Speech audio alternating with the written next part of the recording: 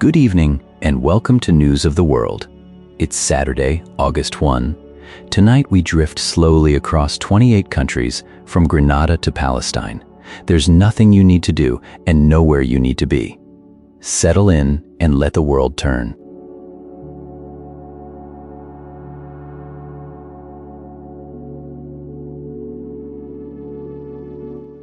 Grenada is a small island nation in the southern Caribbean, the kind of place where the mountains come right down to the sea and the rainforest presses close against the towns.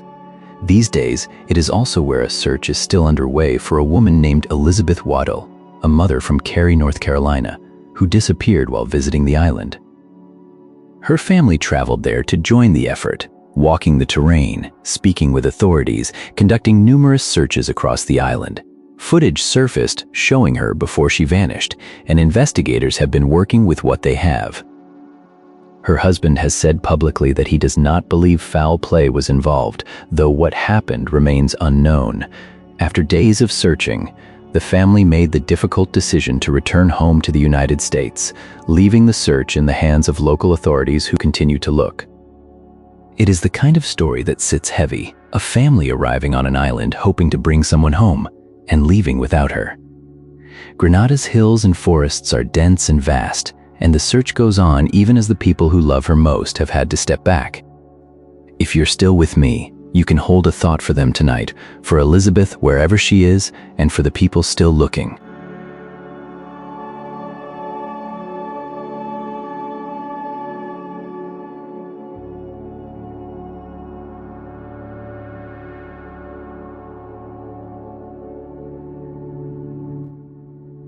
Lebanon has been living in the space between ceasefire and certainty, where the questions are less about whether the guns are quiet and more about what comes next. There have been talks in Rome and elsewhere about how the south might be stabilized, how the Lebanese state might extend its authority into areas where, for years, it had little reach. The phrase being used is pilot zones, small areas where the army and state institutions would gradually take hold, replacing the armed presence that has long defined the landscape. It is the kind of plan that sounds technical, but carries enormous weight for the people who actually live there. Meanwhile, the scars of the recent fighting are still fresh. Lebanese President Joseph Aoun has condemned Israeli forces for blowing up structures near Beaufort Castle, a medieval fortress that watches over the hills of the south. It is a place layered with history, Crusader, Mamluk, Ottoman, and for many Lebanese, it is also a symbol of endurance. To see explosions near its walls is to feel that even the stones are not spared. The United Nations has continued to call for the fighting to stop as civilian tolls climb across the region. And yet, in the midst of all this, there are signs of life pressing forward. Armenian Catholic youth from around the world have gathered in Lebanon for their global days of prayer and fellowship, a reminder that this small country remains a crossroads, a place where people come together even when the ground beneath them is unsteady. If you're still with me, hold that thought, the South, the castle, the pilgrims, and let it settle.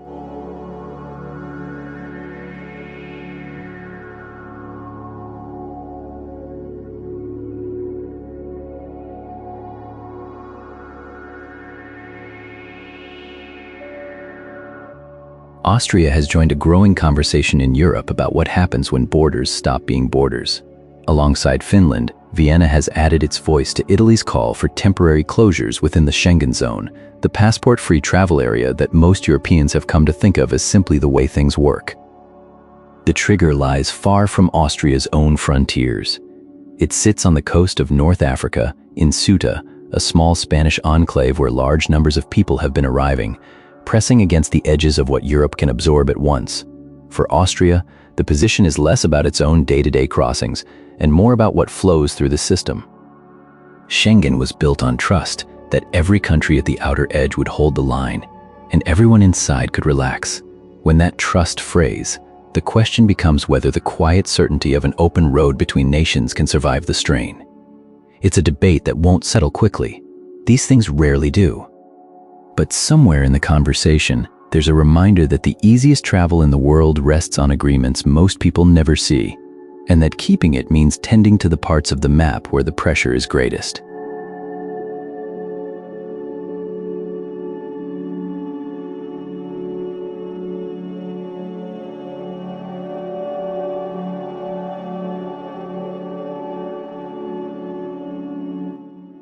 Canada's economy has been doing something a little unexpected lately, growing faster than the forecasters said it would.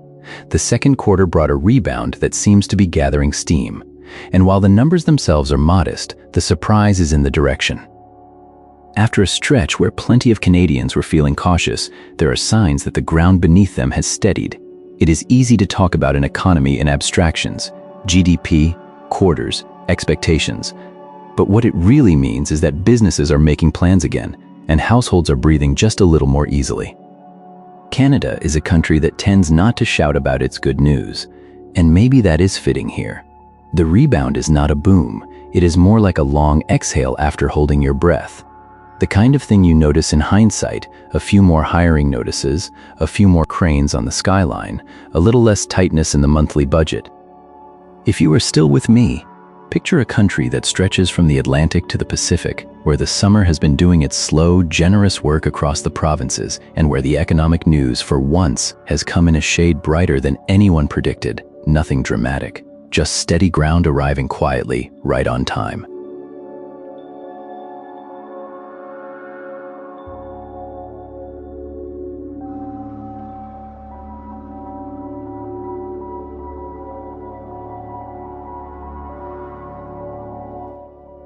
Timor-Leste has quietly reached a milestone that might not make much noise beyond its borders, but it matters deeply inside them. In the town of Vikek, on the country's southern coast, the Ministry of State Administration and the United Nations Development Program have inaugurated a Balkan Uniku, a one-stop public service center. It is the last in a network that now stretches across the entire country, meaning that citizens no longer need to travel long distances to multiple offices just to access basic government services. For a young nation that restored its independence less than a generation ago, building the machinery of everyday governance is hard, patient work. A one-stop center sounds simple, but it represents something more. The idea that a person in a remote village should be able to reach their government as easily as someone in the capital. Vikwe sits in a region of rice paddies and rugged hills far from the corridors of Dili, and bringing services here means bridging distances that are both geographical and practical. The partnership with UNDP has helped make this nationwide network possible, connecting municipalities so that documents, registrations, and the small but essential transactions of civic life can happen closer to home. There is no grand ceremony in the details, just the steady assembling of institutions that people can actually use. If you're still with me, consider what it means for a country to build its public services from the ground up, one municipality at a time, until the map is complete. Tonight, in Timor-Leste, that map is complete.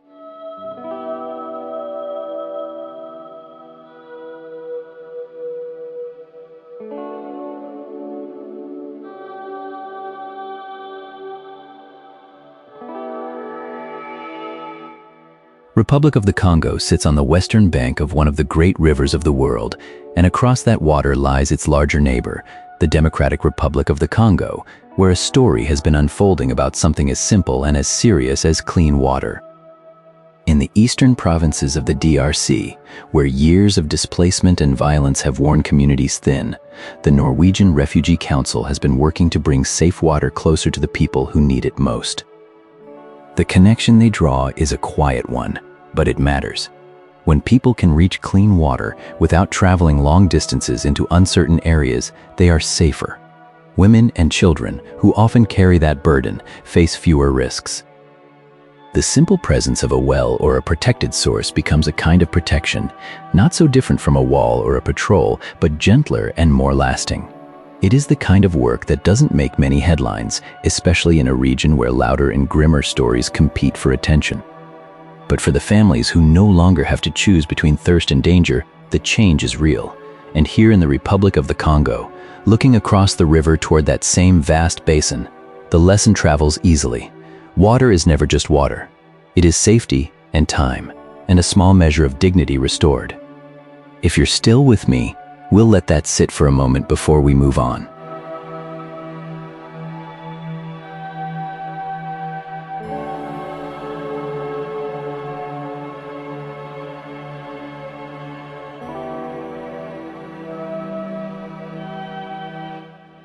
Romania has declared a state of emergency, and the reason runs through the country like a slow, quiet thread. The Danube, that great river which has carried trade and memory for centuries, is running low. Water levels have dropped enough to cut into power output, and the government has moved to alert status to manage the strain. It is not a sudden crisis. It is the kind of trouble that arrives gradually, measured in centimeters and kilowatt hours, and by the time it is named as an emergency, it has already been felt for weeks. The Danube feeds hydroelectric plants along its course, and when the river shrinks, the turbines slow. Romania is not alone in this. Neighboring Hungary has faced similar pressures, and downstream countries are watching the same waterline. What makes it harder is that Romania is also navigating political uncertainty, with no working government and a stretched budget. And yet the country continues to hold its place on NATO's eastern flank, receiving new domestically produced armored vehicles even as it counts its resources carefully. There are longer plans in motion.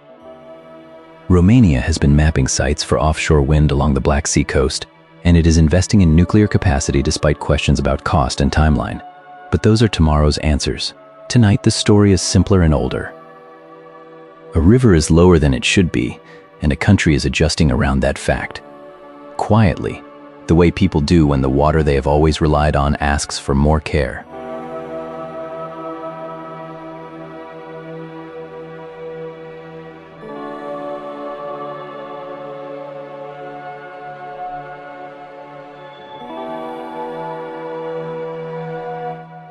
Turkmenistan sits on some of the largest natural gas reserves in the world, and for a long time that wealth has mostly flowed east toward China, which remains its biggest trading partner by far. But these days, there's a quiet conversation happening about sending that gas in another direction. Romania has put forward a proposal that would revive the idea of Turkmen gas reaching European markets, a route that would cross the Caspian Sea and travel through Azerbaijan and beyond. It's an old idea, really, one that has been talked about for years without ever quite leaving the drawing board. But the timing feels different now. On October 8th, Turkmenistan will host the first Central Asia-Azerbaijan summit in Ashgabat, bringing together leaders from across the region. That gathering gives the gas question a natural stage. The country has also been deepening its ties with the European Bank for Reconstruction and Development, working together on banking, energy, and transport. And the Speaker of Turkmenistan's parliament recently met with the EU ambassador, small diplomatic notes that add up. None of this means gas will flow west tomorrow. The Caspian is wide, and the infrastructure to cross it doesn't yet exist in the way it would need to. But there's a willingness in the air, a sense that Turkmenistan is looking at its map again and seeing more than one direction it could turn.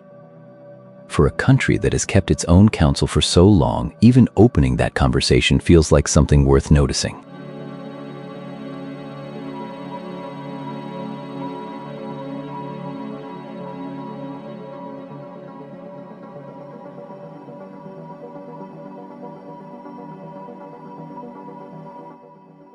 Honduras has been quietly auctioning off slices of wireless spectrum, the invisible bands of airwaves that carry phone calls, messages, and data from one hillside to another.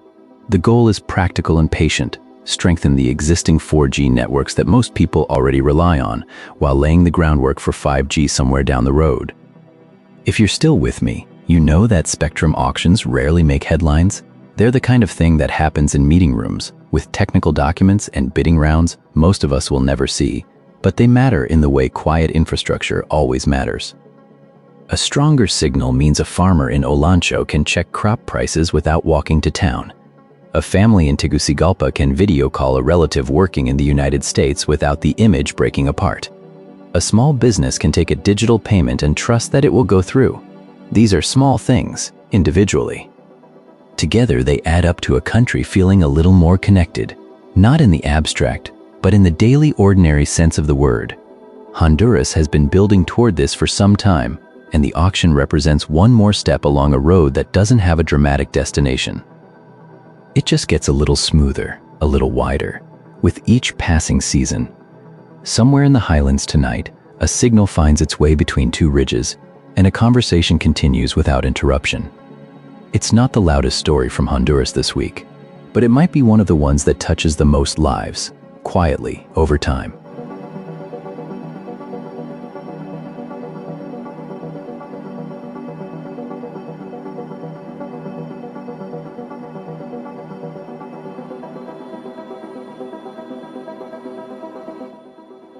Vanuatu sits in the warm waters of the South Pacific, an archipelago of more than 80 islands that has learned over the years to live with the wind.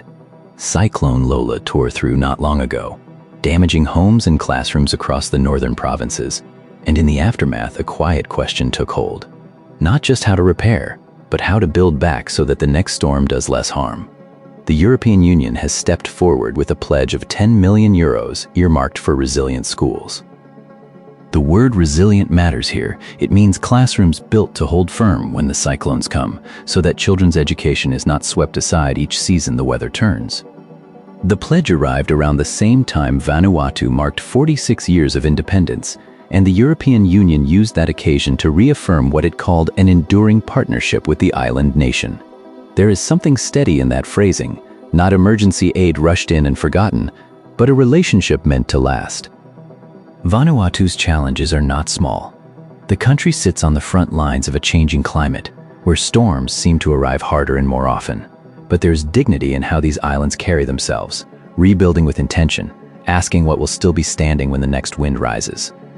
And if you're still with me, picture those schools, solid walls, open doors, children at their desks built not just for today, but for whatever comes next, a small country thinking ahead.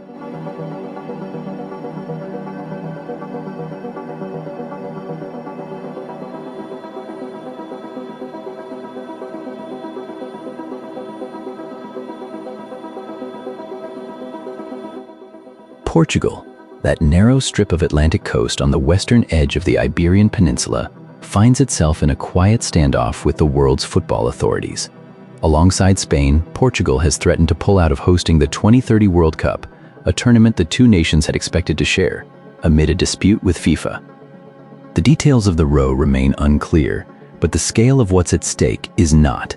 A World Cup is years of preparation, billions in infrastructure, and a kind of national visibility that few events can match.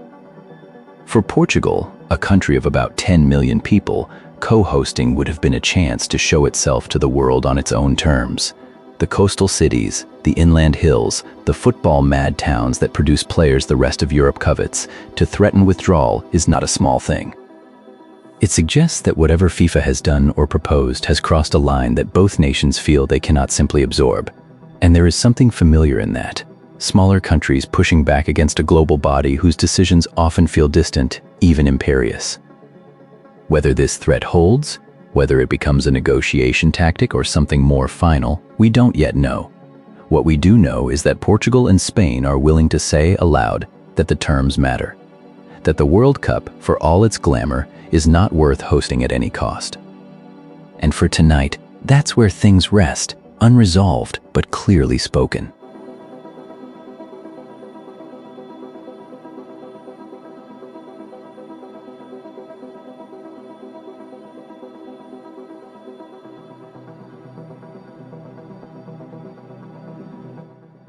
Indonesia has long kept one foot in many rooms, and this week its president showed that habit hasn't faded. He said he is willing to travel to North Korea to help open dialogue, not on his own initiative, but at the request of South Korea's president, Lee, who asked him to act as a bridge between the two neighbors. It's the kind of diplomacy that doesn't make a lot of noise but carries real weight in a part of the world where few leaders are trusted on both sides. Indonesia has history here. It hosted the landmark Asian-African Conference in Bandung back in 1955, and it has maintained ties with Pyongyang even as most countries pulled away. That makes Jakarta a rare place that can pick up the phone in more than one direction. There's no certainty this offer will go anywhere. North Korea has its own rhythm and its own walls, but the willingness itself matters. A Southeast Asian nation stepping forward not to impose a solution, but to keep a door from closing entirely. If you're still with me, it's worth sitting with that image for a moment. A president packing a bag, not for a summit with guarantees, but for a conversation that might not happen. Sometimes that's what steady diplomacy looks like. Quiet, patient, and willing to show up even when the outcome is unclear. And from Jakarta, the offer stands, waiting to see if anyone on the other side is ready to answer.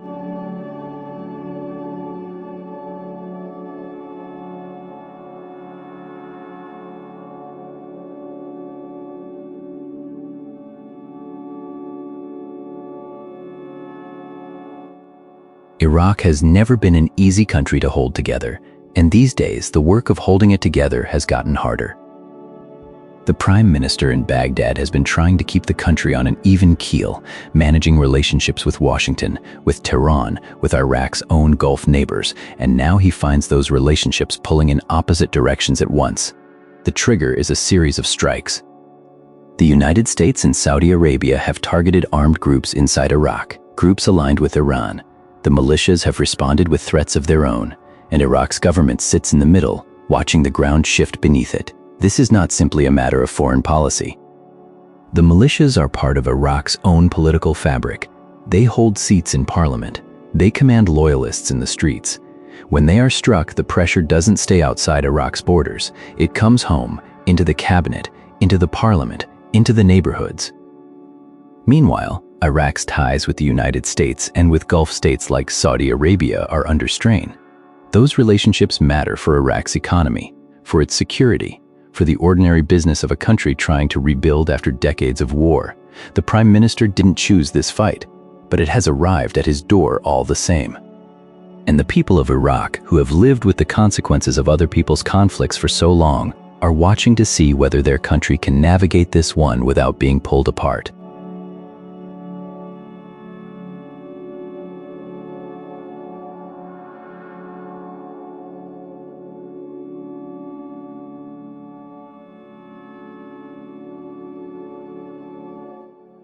Morocco has long considered Western Sahara part of its own kingdom, though the territory remains disputed and many around the world have not recognized that claim. So when Morocco's king named a highway in the territory after the American president, it was more than a courtesy, it was a statement. The highway sits in a stretch of desert that Morocco has administered for decades, a place where sovereignty is argued in courtrooms and corridors far from the sand itself. The naming drew thanks from the White House, a gesture that tied a road to a political moment. Roads in that landscape carry more than travelers, they carry claims. They signal who builds, who governs, who decides what a place is called. For the people who live along that route, the road is real enough. It takes them to work, to family, to market. The politics above it may feel distant, or it may feel very close, depending on where you stand. Western Sahara has waited a long time for a resolution that everyone can accept. It is still waiting, and a name on a sign for now is one more mark in a story that has no ending yet. If you're still with me, we'll move on soon. For now, just hold that image, a new highway through quiet desert, and a name that the wind will wear down, given time.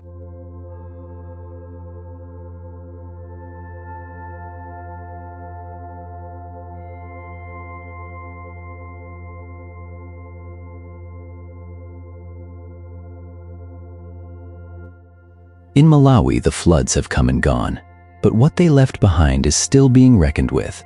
Communities that were displaced, pushed from their homes by water that arrived with a force no one could bargain with, are finding their way back. And they are doing it with something quieter than you might expect. Not generators burning fuel.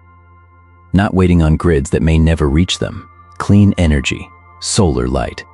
Power that comes from above and asks nothing in return except patience and a clear patch of sky. The United Nations has been telling this story, how people who lost nearly everything are choosing, in the rebuilding, to build differently. There is something steady about that choice. You lose your home and you could be forgiven for wanting only to put it back exactly as it was. But these communities are looking at what the flood taught them and saying, perhaps we can stand on firmer ground this time. Light, in particular, matters. It means a clinic can stay open past sundown. It means a child can keep reading. It means the dark doesn't get the last word after a day that was already hard enough. If you're still with me, hold that image for a moment, a single lamp burning where floodwater stood not long ago. It is not a grand gesture. It is not a headline that shakes the world. But in the small hours, in a village finding its footing again, it is everything. Malawi keeps going, and the light these days keeps finding its way in.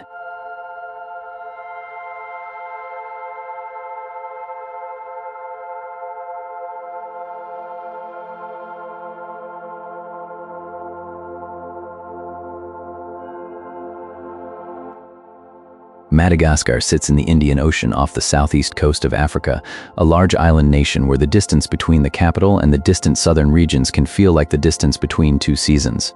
These days, the country is navigating a difficult stretch of road on more than one front. The International Monetary Fund has put its financing to Madagascar on hold, and the reason is a delay in fuel price reform, the kind of policy adjustment that governments often approach carefully, knowing how directly fuel prices touch ordinary households. For now, that financing sits in waiting, and with it, a measure of certainty that public budgets were counting on. The timing is not easy. In the Grand South, an early lean season has arrived, made harder by El Niño's influence on the rains, and food security outlooks through early next year are a concern for the communities who live there. At the same time, the country is managing an Mpox outbreak that has reached roughly 3,000 cases. None of these pressures exist in isolation. Fuel prices shape what food costs in a market, what it takes to run a clinic, what a family can afford at the end of a week. And yet Madagascar is also a place where young athletes are celebrating a return to the Afrobasket, where new investment in rare earth projects signals a longer horizon.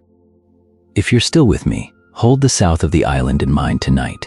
The families watching the sky, waiting for rain, and for prices to settle into something they can plan around.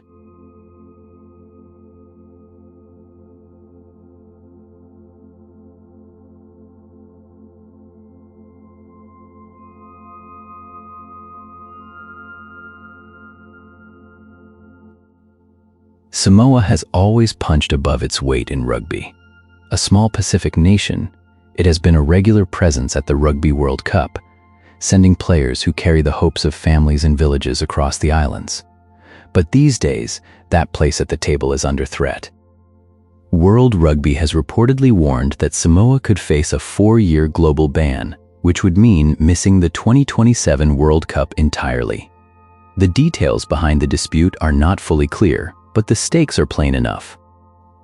For a country where rugby is woven into national identity, the prospect of being shut out of the game's biggest stage is not just a sporting concern. It is something people feel. Samoa's captain and coach have spoken up, urging those involved to find a resolution. They framed it simply in terms of the country's best interests, which is a quiet way of saying that the people who matter most, the players and the communities behind them, are the ones who stand to lose. Rugby governance disputes can feel distant and bureaucratic, but in the Pacific, the game is never just administrative. It is pride, it is livelihood, it is belonging. If you are still with me, hold a thought for the players training on fields in Apia, unsure whether the road ahead still leads to a World Cup. The hope is that the people making the decisions remember who actually pays the price when the doors close. Nothing is settled yet, and in that uncertainty, there is still room for sense to prevail.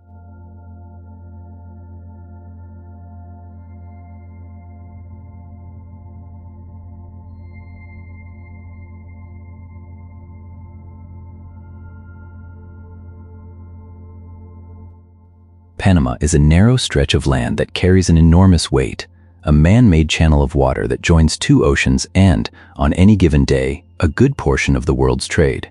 These days, that channel is feeling the strain of El Niño.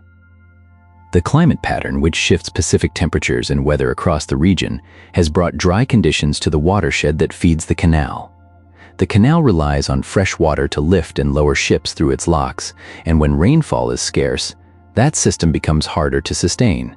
It is not a sudden crisis.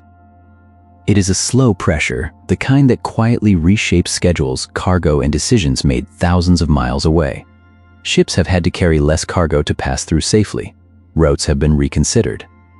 For a country whose identity is so bound up with this engineering marvel, watching the water drop is something felt deeply, even if it rarely makes the loud headlines. And yet, Panama has lived with the canal's moods for over a century. There have been droughts before, and there will be adaptation again. Engineers studying the watershed, planners weighing long-term fixes, communities adjusting to what the sky gives and what it withholds. If you're still with me, picture those locks at dusk, still working, still carrying ships between the Atlantic and the Pacific, just a little more carefully than before. The canal endures, and Panama, as it has done for generations, watches the rain and waits.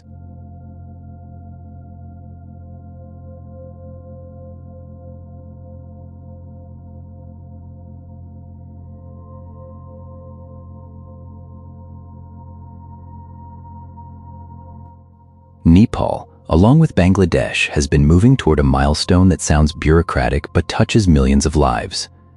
Both countries have been on the path to graduating from the UN's category of least developed countries, a designation that comes with trade preferences, aid packages, and certain international support. Graduating from it is meant to be a sign of progress, but both nations are now delaying that step, and the reason is simple enough. The benefits of leaving are not yet guaranteed to outweigh what gets lost.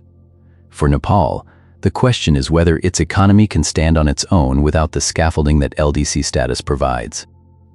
Trade advantages could thin out, support could taper, and the global economic weather has not been kind to small economies trying to find their footing. The Atlantic Council notes that the delay makes sense, but it also means the harder work still lies ahead. Building industries, widening trade, strengthening institutions, none of that happens on a schedule set in Geneva. What strikes you about this story is how quietly consequential it is. A category on a list, somewhere in an international database, shapes what kind of deals a country can strike and what kind of support it can count on. Nepal is not refusing to grow up. It is asking for a little more time to make sure the ground is steady before stepping forward. And that patience, in a world that often rushes countries toward milestones, may be its own kind of wisdom. If you're still with me, we'll move along.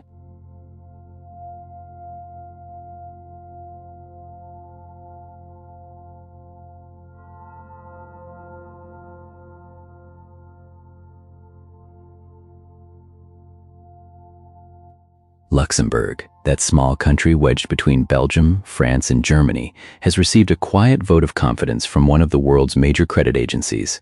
Moody's has affirmed the country's AAA rating, the highest grade it gives, pointing to Luxembourg's fiscal strength as the reason. It's the kind of news that doesn't make much noise. No speeches, no ceremony, just a letter from an analyst, really, saying that a country's finances are in good order. But for a place this size, that letter carries weight. Luxembourg has built its economy around banking, investment funds, and a steady hand with public finances. A AAA rating means lenders look at the country and see very little risk. Borrowing costs stay low. Planning gets easier. Governments, when they need to build something or weather something, have room to move, and in Europe these days, that room is not something every country enjoys. What's striking is how unremarkable this must feel inside Luxembourg itself. The rating was already AAA, it stays AAA, life goes on, children walk home from school in Esch-sur-Alzette, trams glide through Luxembourg City past the old fortifications, the vineyards along the Moselle begin to think about autumn. If you're still with me, you might appreciate that sometimes the best news is the news where nothing changes, where a country simply does what it has been doing and the world takes notice gently and moves on.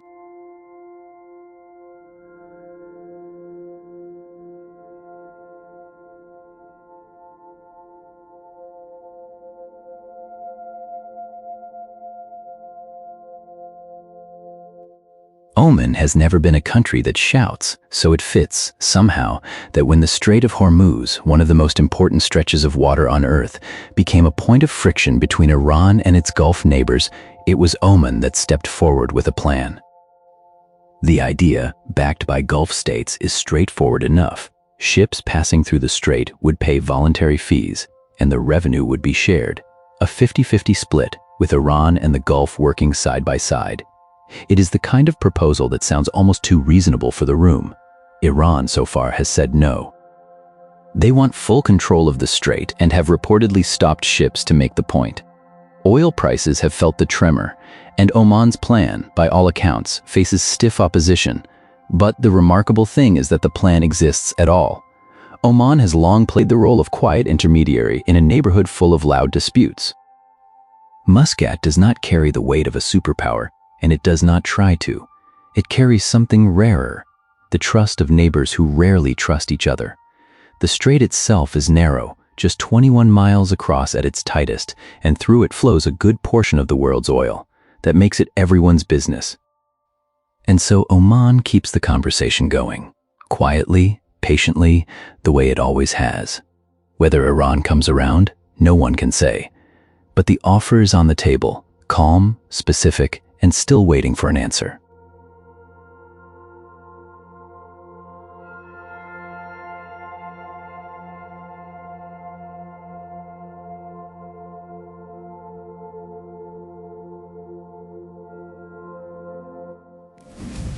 San Marino, the small republic folded into the hills of the Italian peninsula, has long been a place where history is kept close. This week, a new book has been presented there, focused on the Crispi family and their role in the Expedition of the Thousand, the campaign led by Giuseppe Garibaldi in 1860 that helped shape the unification of Italy. It is the kind of subject that might seem distant, a chapter from a school book, but in San Marino the past sits near the surface.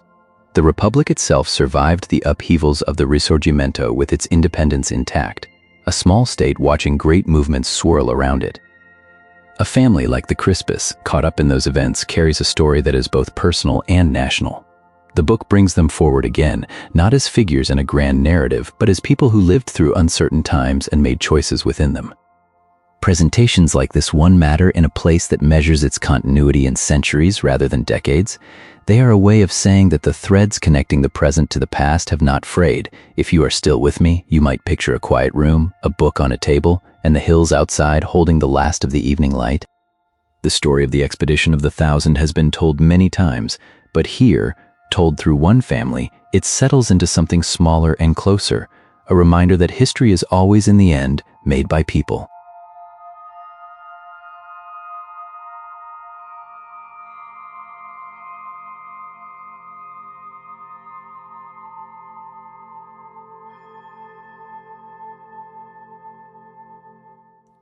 Tajikistan sits at the roof of Central Asia, a country defined by its mountains, where more than 90% of the land rises into peaks and high valleys. Roads there are not just infrastructure, they are lifelines, and they are hard-won. So when Tajikistan signed a trilateral transport corridor agreement this week with Iran and Afghanistan, it was the kind of story that might not make much noise elsewhere but matters enormously to the people who live along those routes. The idea is straightforward. A corridor connecting the three countries, easing the movement of goods across terrain that has always made trade difficult. Afghanistan sits between Tajikistan and Iran geographically, so any road linking all three has to pass through some of the most challenging and contested landscape in the region. The agreement signals an intent to keep that passage open and functional, regardless of the politics that swirl around it. For Tajikistan, this fits a pattern you can see across its recent headlines. The country has been talking with China about fuel imports. Its president has proposed building a major oil refinery in Central Asia. Vietnamese energy firms are discussing investment. There's a quiet but persistent effort underway to strengthen economic ties in every direction, north, south, east, and west. A landlocked country with rugged terrain has to think carefully about how it connects to the world. And if you're still with me, consider what it means for three neighbors to sit down and agree on a road. Not a dramatic gesture, perhaps, but in a region where geography and history have often divided people, a shared road is a small act of faith in what lies ahead.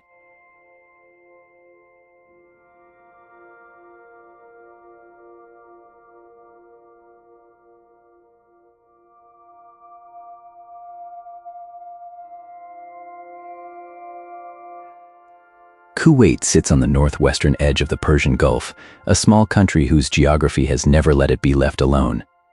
These days, that old burden has returned in a new shape. Iran has said it targeted American military assets inside Kuwait with drones. Some of those strikes reportedly wounded American troops stationed there, and at least one drone hit a building connected to a Chinese company, drawing a rare objection from Beijing about attacks on non-military targets. For Kuwait, this is a familiar kind of trouble wearing an unfamiliar face. More than 30 years ago, a US-led coalition pushed Iraqi forces out of Kuwait and restored its sovereignty. That history created a bond and a dependence that has never quite loosened. American bases still sit on Kuwaiti soil, and now those bases have drawn fire from a different neighbor. Meanwhile, away from the drones, something else is moving.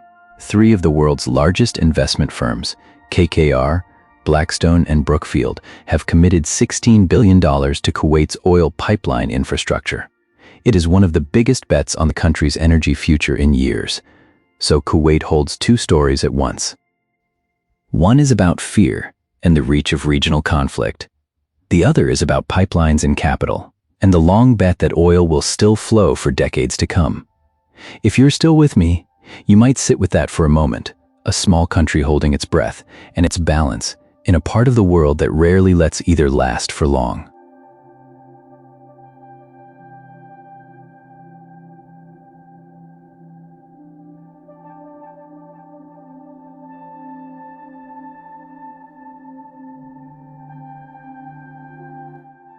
Peru has a new president, and the country is quietly shifting its gaze northward.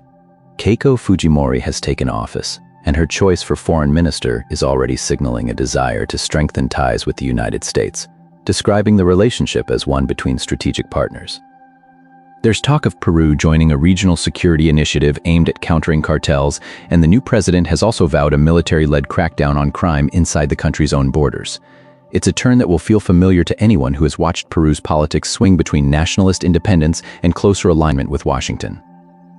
For now, the signals are still just signals, intentions stated, directions hinted at. How they take shape in the months ahead will depend on conversations that are only just beginning, between Lima and Washington, and between a new government and the people it now represents. What's clear is that Peru is weighing its place in the region again and choosing its friends carefully.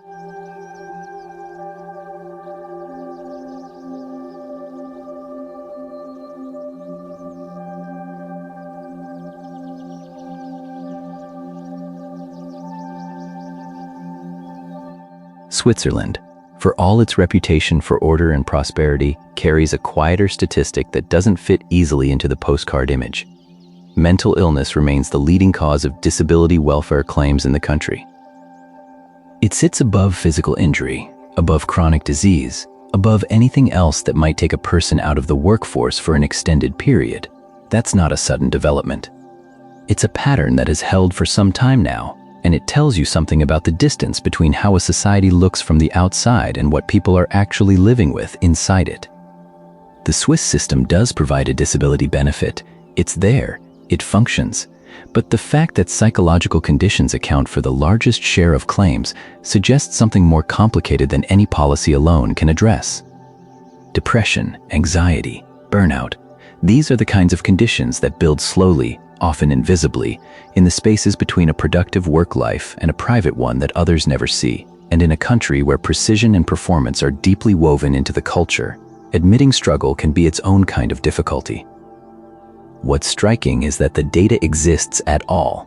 Many places still don't track mental health and disability with this kind of clarity. Switzerland, at least, is counting, and in the counting, there's an acknowledgement, however incomplete, that the hardest things to see are sometimes the ones shaping the most lives. If you're still with me, that's worth sitting with for a moment before we move on.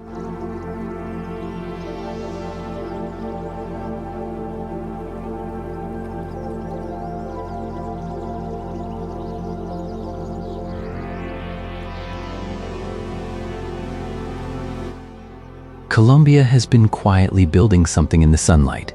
In its latest energy auction, the country awarded a gigawatt of new solar capacity, enough, when you add it all together, to power a great many homes, along with 100 megawatts of battery storage to hold that power for when the sun goes down. It's the kind of news that doesn't make much noise, no crisis, no spectacle. Just a country deciding where its electricity will come from in the years ahead, and choosing, at least in part, to look upward. Colombia has long relied on its rivers for hydropower, which has served it well but leaves it vulnerable in dry seasons. Solar offers a different kind of promise, distributed across rooftops and fields, less dependent on rainfall, more resilient by design. The auction itself is a bureaucratic thing, really. Engineers and financiers bidding in rooms most of us will never see. But behind every megawatt, there's a community that might keep its lights on a little more reliably. A factory that might run a little steadier, a child doing homework a little later into the evening. If you're still with me, consider that a gigawatt is a vast amount of energy, and that somewhere in Colombia, the ground is being prepared to catch more of the sun.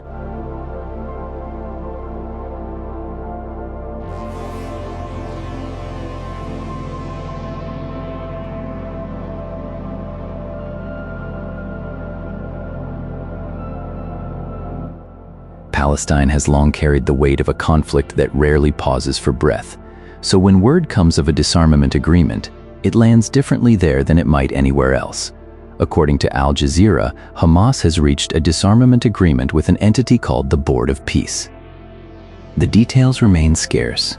We know little beyond the fact of the agreement itself. But the mere mention of disarmament in Gaza carries a particular kind of weight.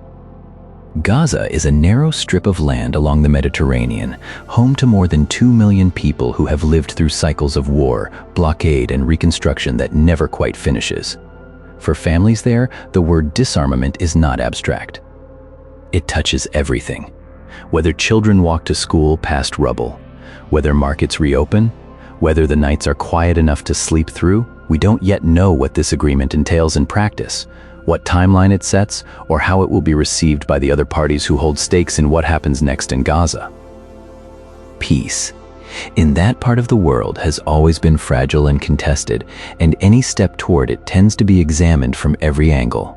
But for tonight, what we have is this: an agreement reached, named and reported. Whether it holds, whether it grows into something larger, remains to be seen. For now, in a place that has known so little quiet, even the possibility of it is worth noting.